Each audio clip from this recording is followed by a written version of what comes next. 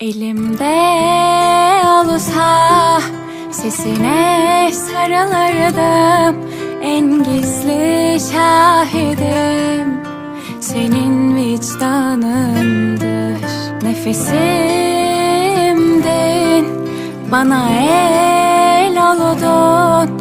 Ellerin oldun, ellerin oldun. Bedenim olmuş ayaz, ruhum yerinde mi sor bir bana. Sebebi sensin, duygusuzluğumun, yorulmuşluğumun.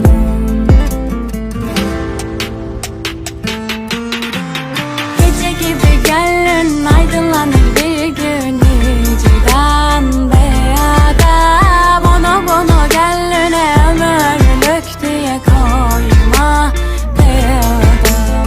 Gece gibi gönlün aydınlanır bir gün, niciden be adam. Onu bunu gönlüne ömürlük diye koyma be adam.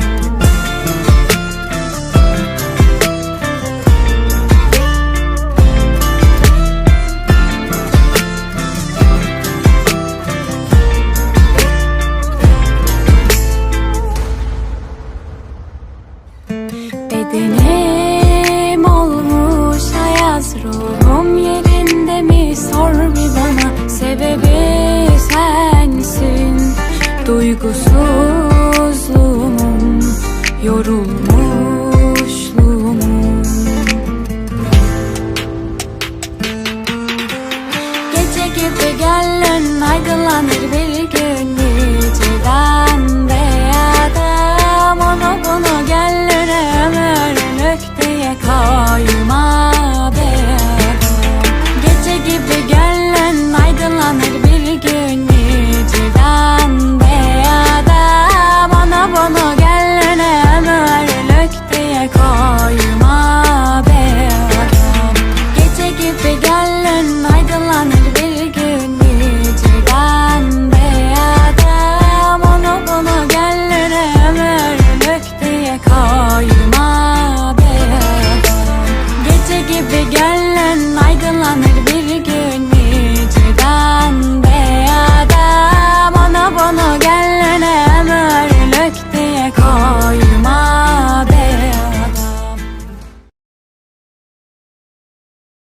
Elimde olsa sesine sarılırdım. En gizli şahidim senin vicdanındır.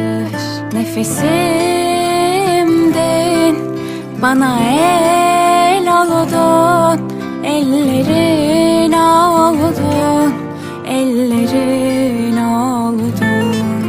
Bedenim olmuş ayaz, ruhum yerinde mi sor bir bana. Sebebi sensin, duygusuzluğumun, yorulmuş.